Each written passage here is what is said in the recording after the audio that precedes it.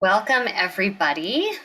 It is so great to be back at Coffee with Clergy with all of you.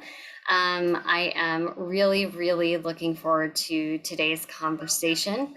Oops, I'm going to turn myself down on my phone, which I have open so that I can see all of your comments. So if you have questions that come up during the conversation, please feel free to put them in the Facebook chat, and we can bring them into conversation. So this is a very exciting day for me because I get to be here with two of my favorite people who I love learning with. I'm here with Rabbi Nicky who is a rabbi about town, who does amazing teaching and just all manner of wonderful ritual things. I always love learning from her.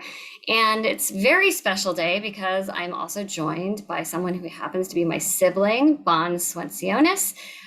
We have known each other, we won't say how long, but she is one of my great teachers in life as well. And it's one of those things, your worlds collide, and it turns out that Rabbi Nicky and Bonds have collaborated together on a number of things, but recently on a piece for the CCAR journal. And this is how you know it's live. I actually, for some reason, don't have the title of it in front of me, but it is about the experience of non-binary folks in the Jewish community and sort of how we can approach. It's called Making Room for They. It's fabulous, and it's about how do we make space and how do we acknowledge the reality of non-binary folks in our Jewish communities. It's Pride Month, and so this is a particularly beautiful moment to bring this conversation to the fore. So I will allow you guys just to introduce yourselves, and then also maybe to say a little bit about how this article came to be, and maybe hum a few bars about what you think is important about it. Okay. Hi, I'm Bonds. I use they, them pronouns, and I am a leadership coach and a communications coach. And recently, the past 1 or 2 years or so, that has meant an increase in inquiries from a lot of different nonprofits and especially congregations in all different kinds of religious life about non binary inclusion, which was not something that I ever studied. I just happened to be the non binary person that people knew, right? Or were willing to talk to or trusted. And because I was in a leadership coaching space, leaders started reaching out to me and saying, hey, you're non binary or trans or something, right? Can we talk?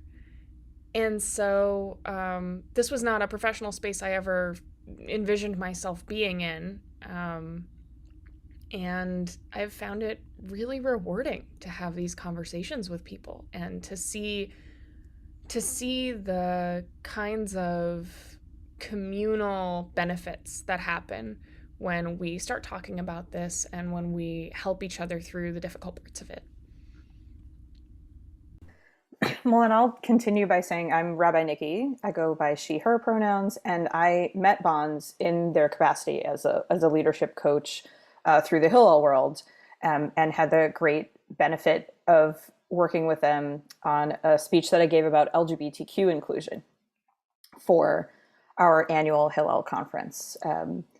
And though I'm sure that Rabbi Nicole is very comfortable speaking in front of 1,000 or more people constantly, it was the first time that I had spoken in that large of a group. I had spent the first 8 years of my rabbinate in the Hillel world, and talking to folks who, quite frankly, knew more words than I do in the LGBTQIA alphabet soup, right? People who were 19 years old and using terminology that was new. And out of working together, a friendship developed, and we started studying in Havruta, in paired Jewish study, just because we're both interested.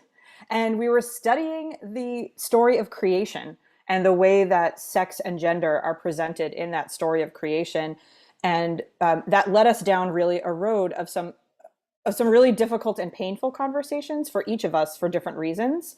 As a trans non-binary person, bonds being able to see the parts that were personally painful or exclusionary or harming, and me thinking, but I love Judaism and Jewish texts. Can't we lift it up? Can't we reclaim? Can we reinterpret? And realizing together that part of the challenge for non-binary and trans inclusion in Jewish spaces is not skipping over the step of acknowledging the harm that either our tradition has done or that has been done in the name of our tradition and our texts. And so that's how and then I got invited to write an article because people were like, oh, college students, they all use they, them pronouns now. Generalization, but also true. I know lots more people who are 19 years old who go by they, them pronouns and identify as non-binary. But I was asked to write this article, and I felt it was politically, ethically, spiritually irresponsible to write it as a cisgender person without a deep co-authorship with someone who's non-binary. And I furthermore knew that all of my ideas about gender, sexuality, sex, binary nature, though they were also developed by my previous background, which was in academia, in gay and lesbian studies, queer theory, women's studies, after having that chavruta with bonds, it was like so difficult to parse out which of my ideas were just mine anymore, right? Because we really came to a different understanding of the text. And so we wrote, actually, we ended up writing 2 articles together about the topic. Great. Thank you so much. So I loved so many aspects of this article. And one of them that I wanted to start with was sort of what is the foundation in Jewish tradition for acknowledging that that gender exists along a spectrum and not in a binary. We're really lucky to have a tradition that acknowledges that, and I know that folks would love to hear a little bit more about that.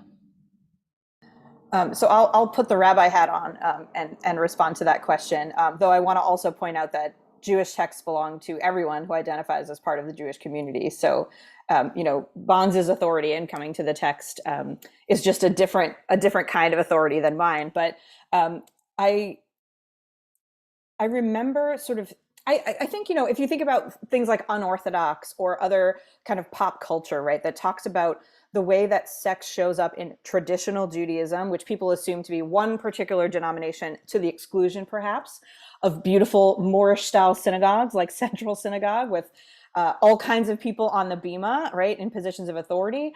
But when we look at our ancient texts, variety in humanity has always existed, right? People know that there is a verse in Leviticus that says a man shall not lie with another man, the lyings of a woman, which at the very least means people had gay sex in the ancient time of the Bible, right? We didn't invent anything, much as we might like to think that we did. We didn't invent any of this variation. And so when you look at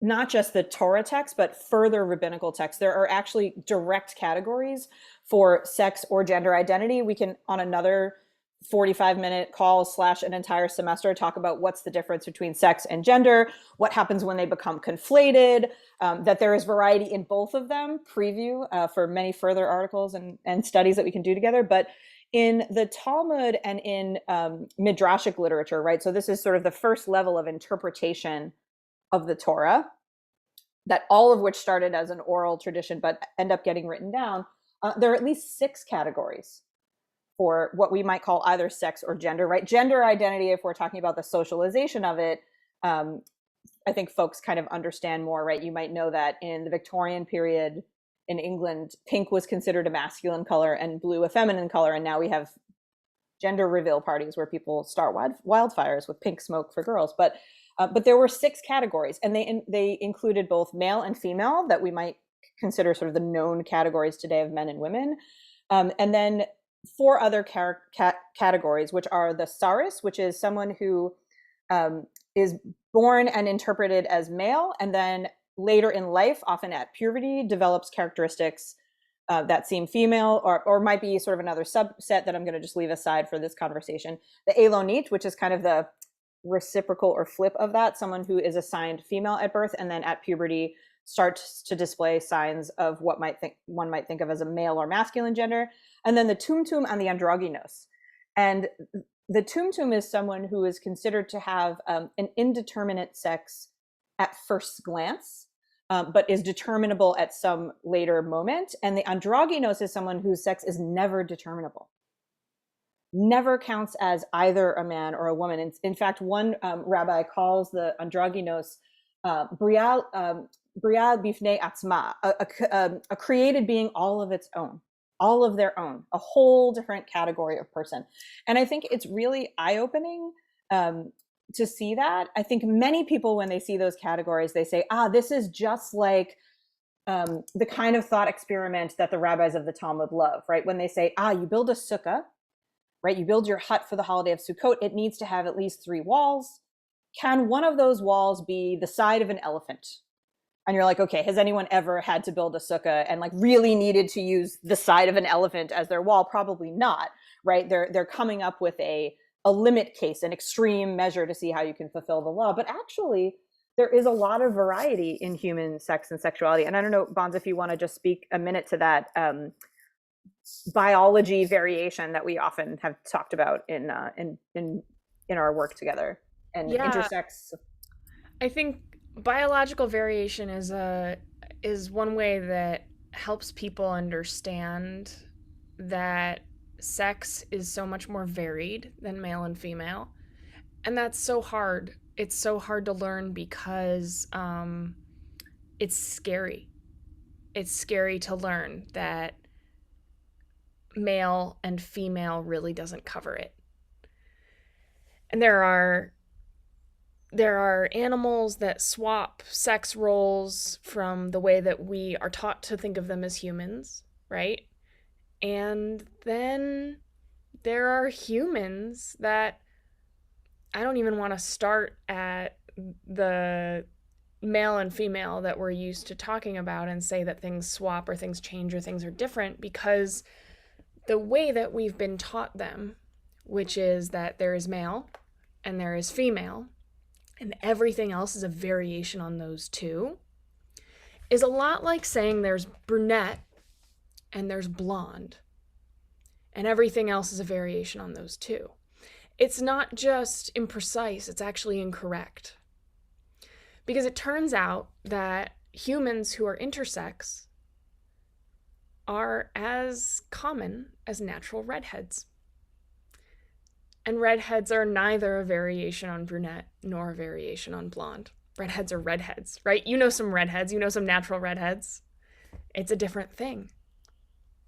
So taking off those glasses of, well, I'm female, but I exhibit these characteristics that we think of as male, that can be very challenging for people, because it starts to unpack, well, do I mean female or do I mean woman? Those are different things. And when I say I've been treated as a female, does that mean I've been discriminated against? Does that mean I was privileged in some ways? Right? And those are really hard conversations to have. And it's much easier to just say, oh, these ones look this way and these ones look that way, and we'll do variations on those two. But that actually leaves out a substantial portion of the population. It's interesting because of this polarness is another thing that folks address in the study of our texts. So I want to just lift up the work of our teacher from rabbinical school, Rabbi Nicole, which is Rabbi Maggie Wenig, who has a piece in a book that y'all should look into called Torah Queries. And it is a weekly Torah portion study from queer perspectives. And, I want to just put a pin in the fact that for some folks, the word queer is a really problematic and triggering word. I'm happy to answer questions about that as well. But her reading of the story of creation, where it says male and female God created them, she says, this is a figure of speech called Amerism. So when I'm sort of coastally biased, but technically when United States citizens say from sea to shining sea, we don't mean like strip of land on the West Coast, strip of land on the East Coast, and forget everything in between. It's inclusive of everything that's in between. I mean, some of us may actually intend that, but it's not Yes, kind that's to our right. friends in the Midwest. That is totally, I mean, vibrant Jewish life and vibrant queer life, frankly, in the Midwest, in rural places in the South, right? We are in all those places, all of the different we's. But Rabbi Wenig says that Zachar u'nekeva, male and female, is Amerism. That these are examples of human gender or sex, and that God creates us all of the things. And that we need not read it as either or. It's very persuasive to me because that the word for and in biblical Hebrew is a slippery word. Sometimes we might translate it as but, although, continuing, once upon a time. And so I think that's also really helpful to know that that the Jewish grounding of this topic that you wanted to begin us in, Rabbi, is both the Jewish grounding of the ancient texts as they existed and the very legitimate interpretive practices that we bring to those texts now with everything we know in a contemporary world. Mm. Well, I'd love to bring us sort of into the physical present. I know that when we had a chance to speak earlier, you guys shared with me this really moving moment about your study of the androgynous and sort of taking it from a theoretical idea, right, to figuring out like, well, what was their life like? How did this person live, right? And that brings me to a question of how is this showing up in our Jewish communal spaces right now? You know, where are we not even thinking that a gender binary is being enforced that it is? And how do we grapple with that? So I guess maybe first, Bonds, could you tell us a little bit about that experience of wondering with the text and also how it reflects your experience? Yeah, thanks. So Nicky came to this Havruta with really extensive knowledge of these texts, and we got to go into so much detail about, well, in this case, the androgynous, must not be alone in a room with men. And in this case, the androgynous may marry a woman. And I said, well, hang on a minute. How does that work? I had trouble stitching together the concept of the lived life of this person. And as a person who is not always sure what bathroom to go into, or a person who, frequently walks into a meeting and gets misgendered, especially, in group class settings, and that's Jewish and non-Jewish, right? This is both an issue in the secular society in which Jewish society, or with which Jewish society is tangential, right? And it also exists in Jewish society. And Nicky was really open to that question. And we went into a really vulnerable exploration. And to Nicky's credit, I mean, it's not easy to take the text that you care so much about that you become an expert on it and say like, oh, wow, I didn't consider the experience of the person we're talking about. And then we sort of zoomed out and we looked at responsa literature on trans questions, right? Which are posed by rabbis, generally about trans congregants or potential converts.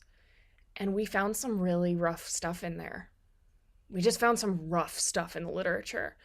And I said, well, if somebody is researching on the internet, what the Reform Judaism movement has to say about trans folks, I know some of this stuff is 5 or 10 or 15 years old, but like, what is that like for us?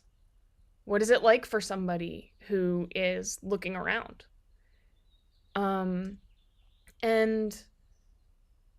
I think it's really easy to kind of get lost in, well, my congregation is very accepting, or I have a bumper sticker on my window, right? People know I'm a safe person. And there's actually this whole ecosystem.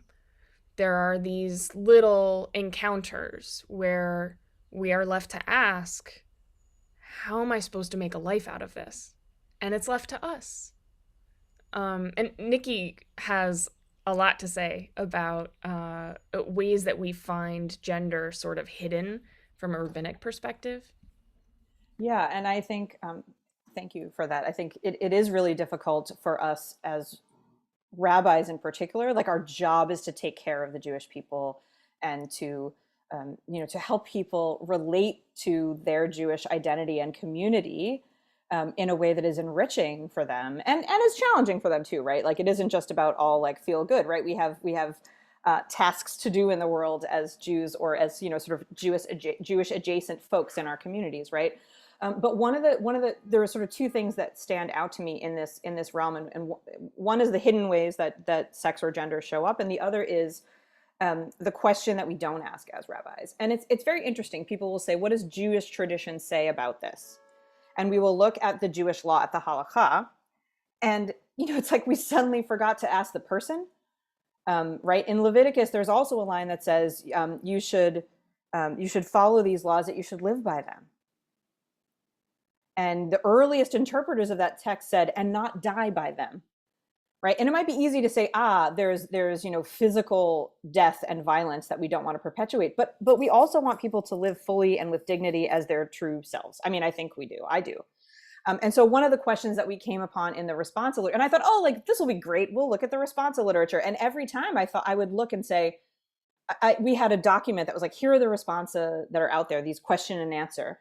And here's the topic. And then I would write in parentheses, this one's really rough.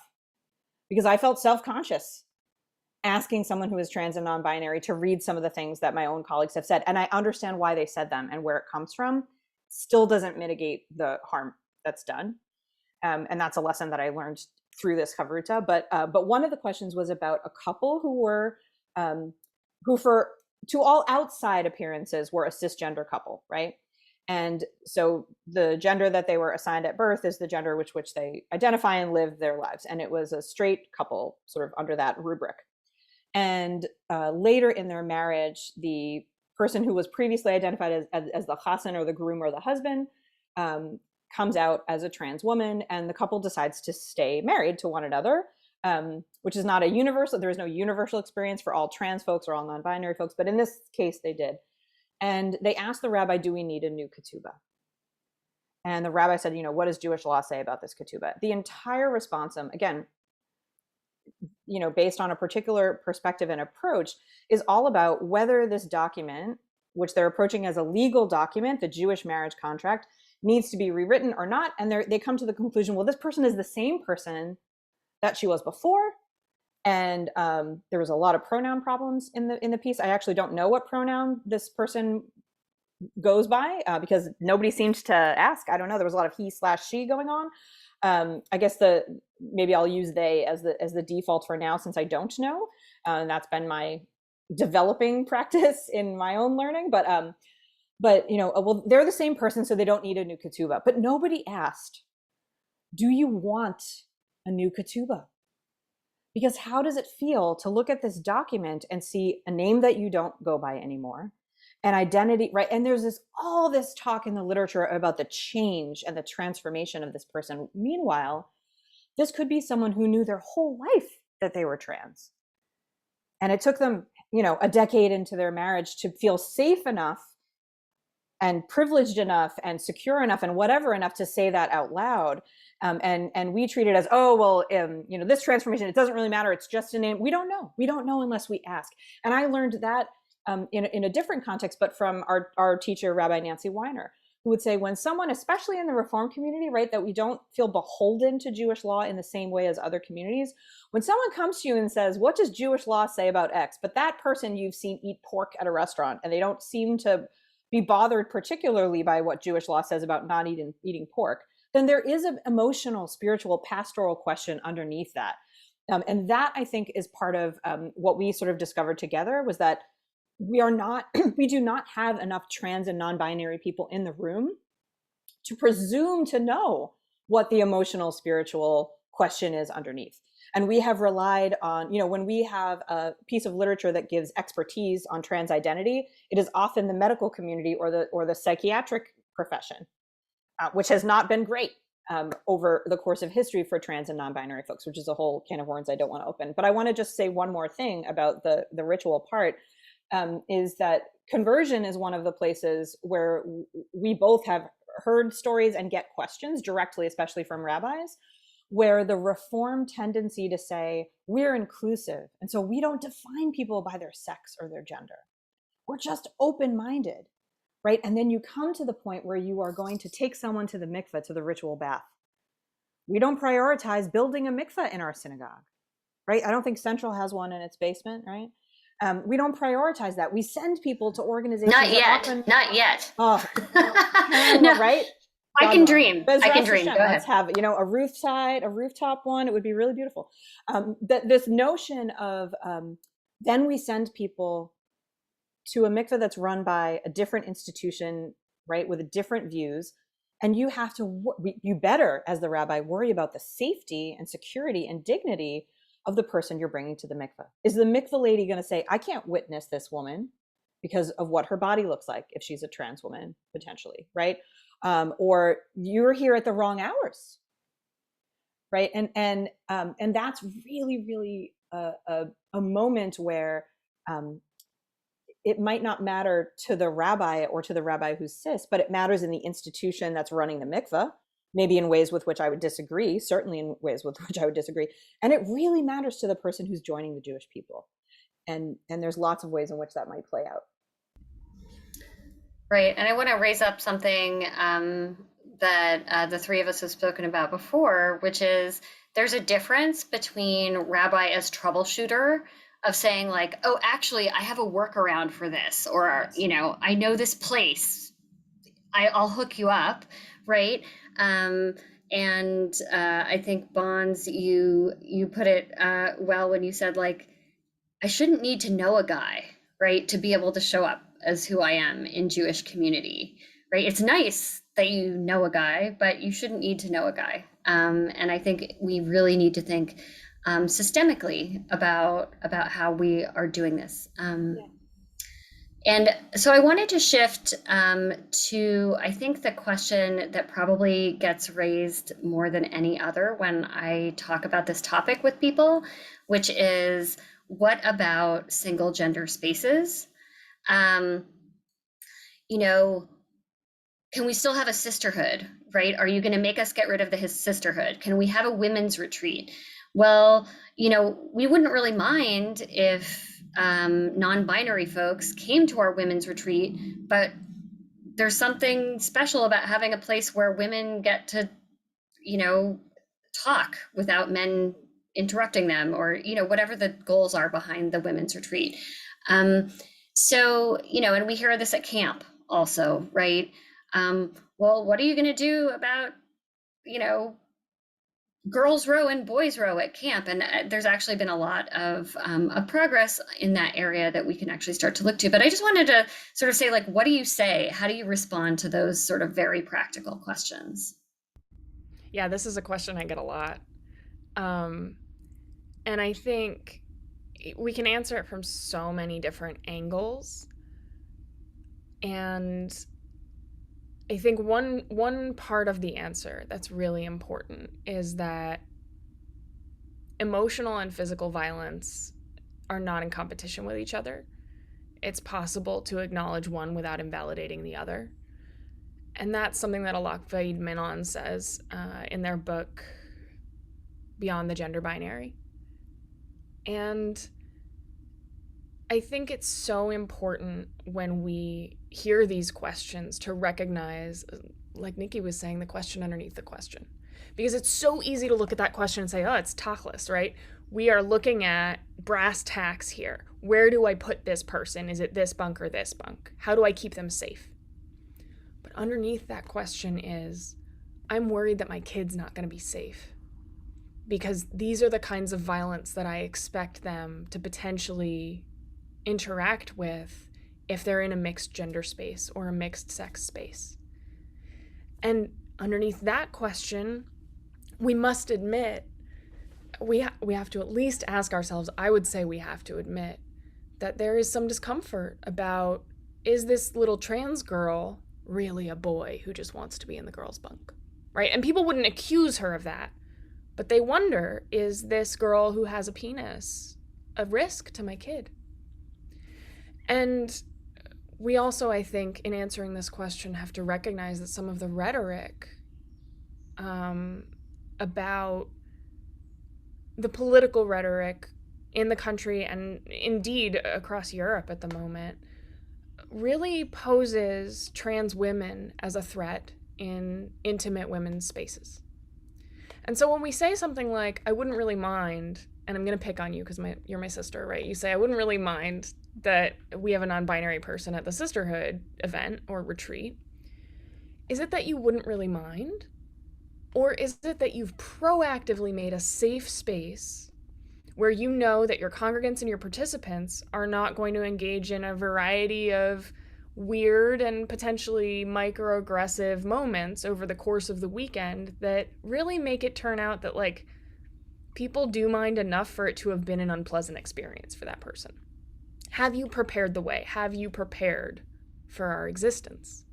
And so I think that there's this gap between, we wouldn't really mind, but we don't know what work to do and it's hard to figure that out. And like, we've prepared the way and we're gonna protect kids and we're gonna have the conversations that we need in order to protect kids.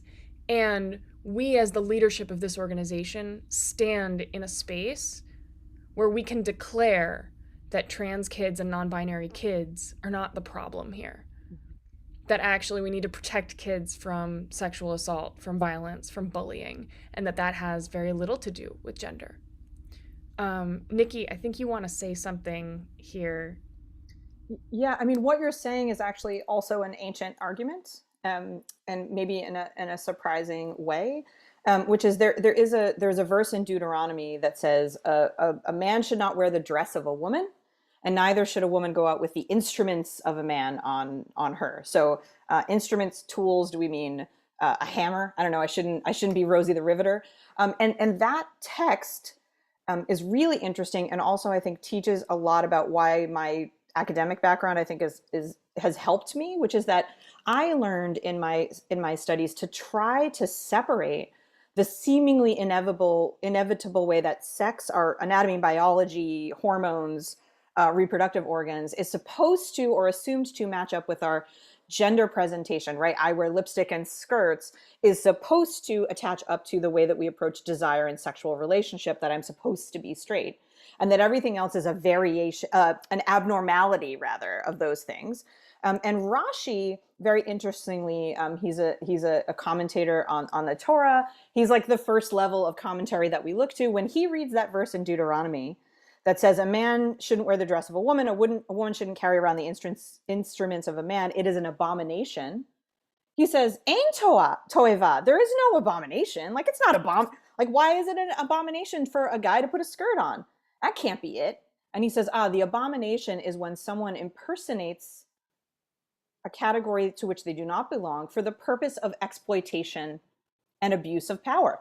Says a man shouldn't wear a dress to go into a private woman's space and assault them. And so the answer that Rashi and the Torah come to is, let's make it very clear who's a man and who's a woman, and neither the twain shall meet. They should look completely different. That's not the only answer to that question, right? The answer isn't, when Barbara Boxer was first serving on the Senate, in the U.S. Senate, she was wearing a pantsuit, and she tells this apocryphal story, I'm sure it's true, where she goes in to the Senate, and a Senate page says to her, "Excuse me, ma'am, women are not allowed to wear pants on the Senate floor." And she apparently says to him, "I'm the senator, and I'll wear what I please." Right? It would be very easy to say women wear skirts and men wear pants, and that's how we'll know that no one is trying to enter the space to exploit or abuse. We know that that's actually not what happens at all. Right? 1 in 4 women are the victim of sexual assault, and it's not because a man impersonated a woman and got into her space. Right? The problem is the hierarchy and the interpretation that we put on sex and gender. right? Not the existence of human variation. And the fact that this phrase that Bonds and I keep repeating of preparing for our existence actually comes from an anonymous student at NYU who told the story of coming out as lesbian to a day school, a Jewish day school, and the day school's response was, "Oh, like what do we need to do to include you? We don't really know what to do." And this kid's like, "Well, I'm 14, so I also don't know what to do. I don't have a degree in pedagogy or a master's in education." And she said, just this thing that made me cry and stuck with me, which she said they hadn't prepared for my existence. And it's 2021, and we should be prepared for the existence of so many different kinds of humans and Jews. And some organizations and institutions really are. Yes. Right? That's one of the things that I have found so heartening. I mean, there are organizations like Keshet who've been blazing the path, doing this for a long time. You can go study queer Talmud if all you know is the alphabet, right? There are so many things that you can do because people have prepared, and some summer camps have space for the boys and the girls and the non-binary kids. And the trans boys room with the boys, and the trans girls room with the girls, and the non-binary kids get to room with each other and they get to have a diverse gender experience that is consistent with their identity and their expression, right? Yeah. And I want to say one more thing about women's spaces. This is a topic that I worked for the Feminist Majority Foundation for 3 years after college, which is run by Eleanor Smeal, who, if you Google Phyllis Schlafly ERA debates, Eleanor Smeal was the person arguing against the conservative Phyllis Schlafly about expanding identity for women. And so I have a lot of deep respect for second wave feminists whose work makes my life possible in ways they predicted and did not predict. And so I understand this feeling of like, but we just got these spaces for women. And I want to talk about having my period or the experience of childbirth. And I say, I'm a cis woman and I have zero experience of pregnancy and childbirth, right? So I could go into a women's retreat and feel left out depending on my relationship to like my reproductive capacity and other people's expectations of it, right? It is not the case that all women have the same experience, and adding a trans or non-binary woman messes up that unity, right? Sisterhood was always a fictitious project. Did it include Black women at the beginning? Not in the National Organization for Women, it didn't. Did it include lesbians? Not in the National Organization for Women, it didn't, right? And I'm not to like saying, to badmouth those organizations or those movements, but there never was a time when this was simple and easy. There have always been people who were left out and to whom violence was done.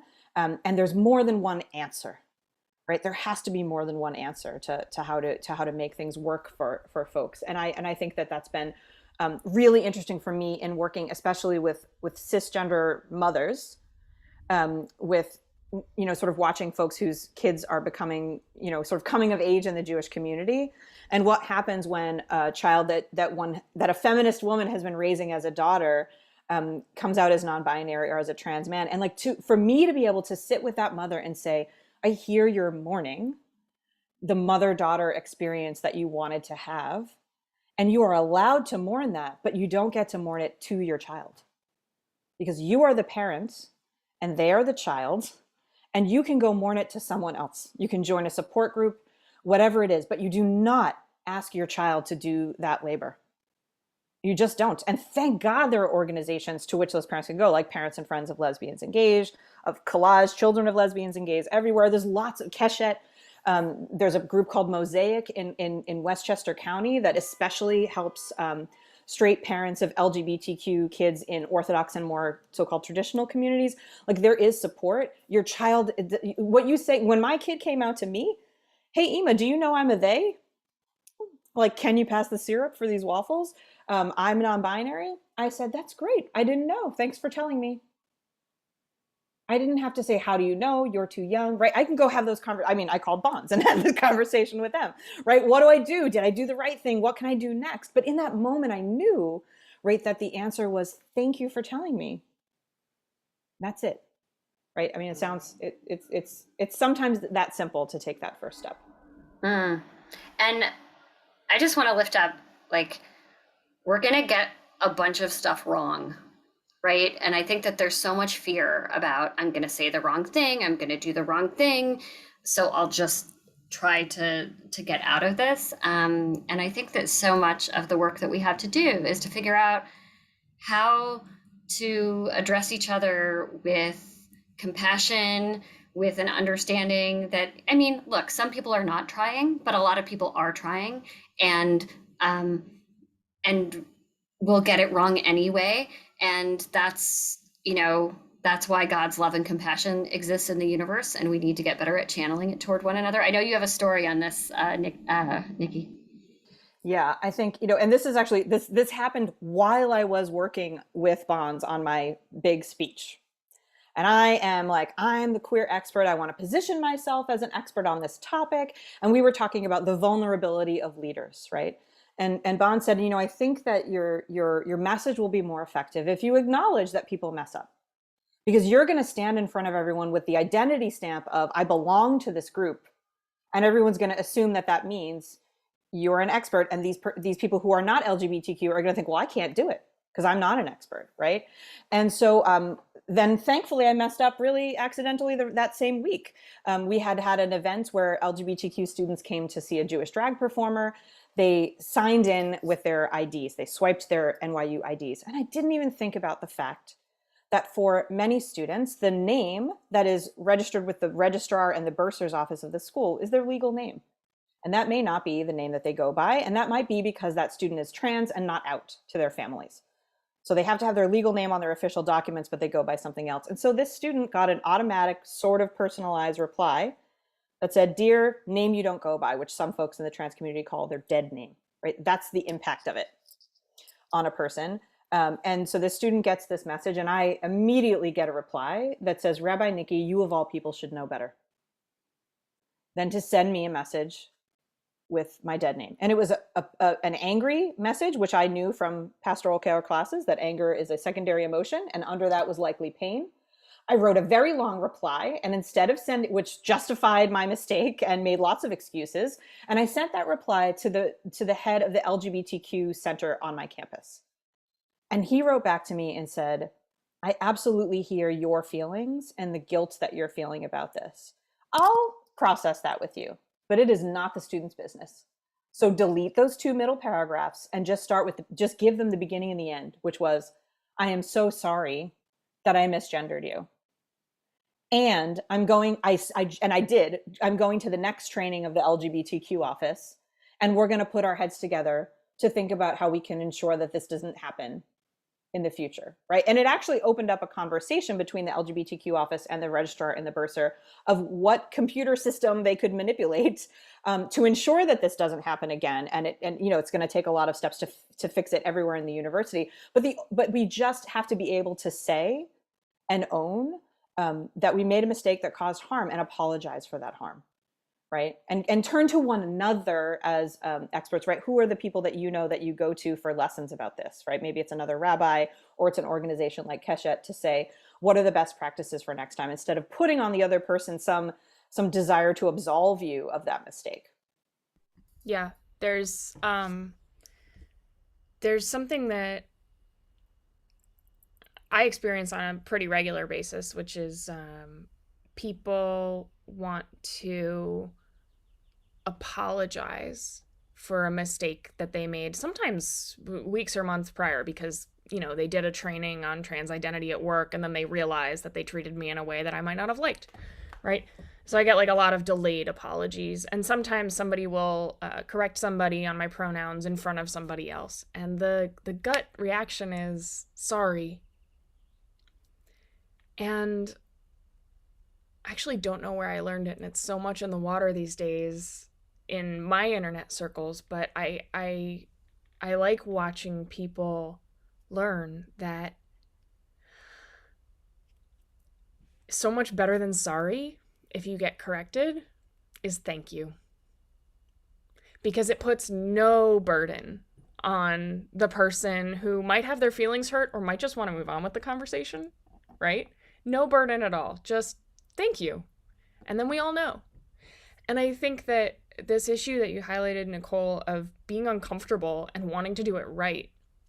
You know, I'm white. I was raised with a ton of white privilege, right?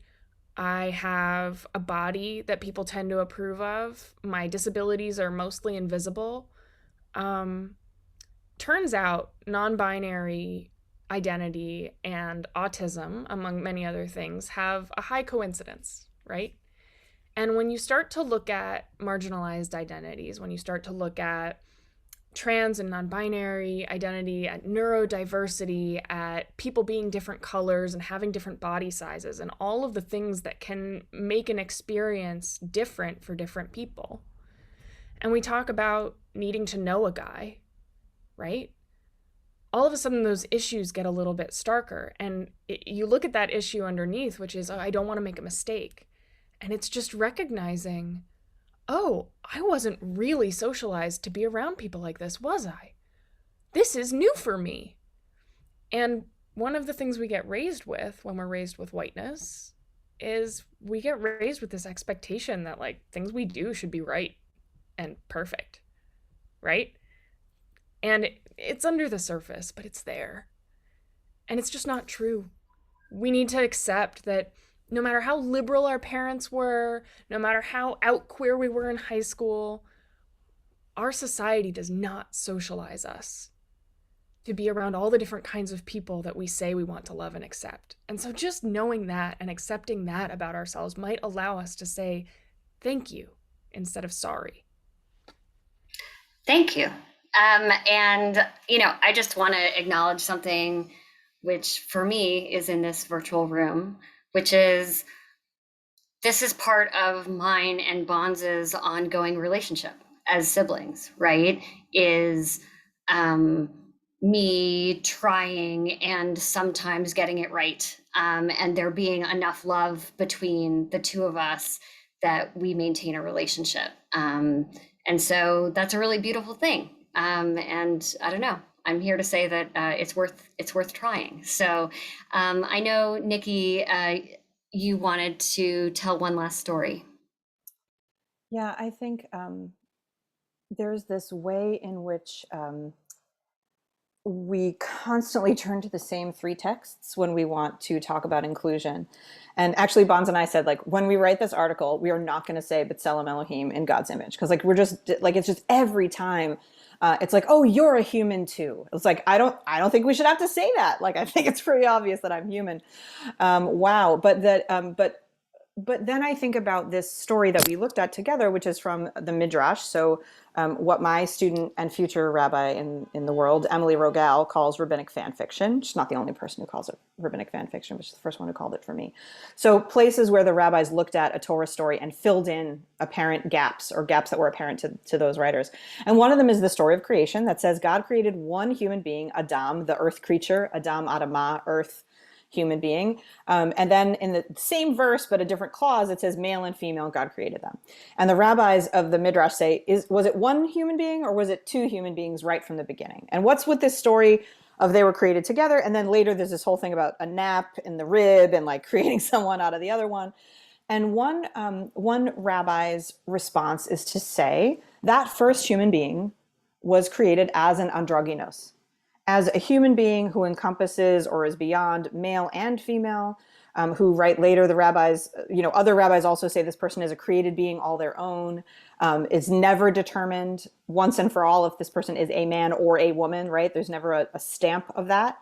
And to be able to say to our young people and our older people, right, of all stages and ages and development in their lives, if you identify as a trans person or a non-binary person, or a person for whom even the category of your gender, the category of my gender when I was socialized didn't fit me because I was supposed to be like, I don't know, quiet and demure, and I've never been those things either.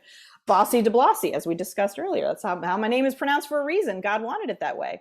But to be able to say to all of those people, your creation was part of God's intention. Like God made the first human, the model, like the floor model of humanity, the one against the rest of it, that from whom the rest developed, was not a man, right? So you think about feminist women who say, what does my kid think if they think that God is gendered masculine and they're feminine, and like, so they're not like God. Are they in God's image? We're all in God's image, right? And our ancestors even saw the potential that that first human creature was an androgynous, was beyond that binary. I love that, and I can never hear that story without thinking of Hedwig and the Angry Inch. Which, if you want like a theatrical reenactment of this moment, Yeah. definitely check that out. And Um, not connected, by the way, because that word androgynos in Hebrew is, it's a Greek word that they just transliterate into Hebrew, right? So they knew that there were other cultures with whom they interacted, right? So totally go watch Hedwig. And while we had to pay attention to not putting B'Tselem Elohim in the article as, you know, our grounding stake, it was very hard to edit out Origin of Love yes, from the early yes. draft. Well, I just want to extend deep gratitude to both of you for accepting the invitation to join us for this special Pride edition of Coffee with Clergy. You are two of my very favorite people to learn with, and I look forward to maybe getting to learn with you guys again sometime. And you know, if you are listening, there have been lots of wonderful resources, whether it is Keshet, whether, you know, there are other organizations you can reach out. We can put you in touch. I will say on behalf of the clergy of Central Synagogue, if we are getting something wrong and you would like to tell us how what we say or do has impacted you, we are open to hearing it and eager to do better. And where can we find you on social media, Rabbi Nicky de Blasi? I'm at Rav Nicky D, Rav RAV, the Aramaic for rabbi, and I post every Friday learning about sex and sexuality. I call it Double Mitzvah Fridays, and I've been doing a Wednesday morning, Wednesday at different times in different time zones, prayer and meditation program with particularly with poetry by queer authors for Pride Month and often. Great. Bonds, is there anything you would like to plug in your last moments here? I'm so happy to have been here. Thank you for having us. I would love it if anybody wanted to pick up a copy of Making Room for They. And I think I just want to end with a quote by one of my favorite rabbis, Dror Chankin Gould, who says, "We don't unlearn what we've been taught by accident. We unlearn what we've been taught by action." Mm. And I think that anybody who showed up here today, and you for having us, and anyone who's open to having these conversations, to unlearning what we've been taught, that's one of the best expressions of what Pride Month can be, right? Thank you. Lots of love to both of you.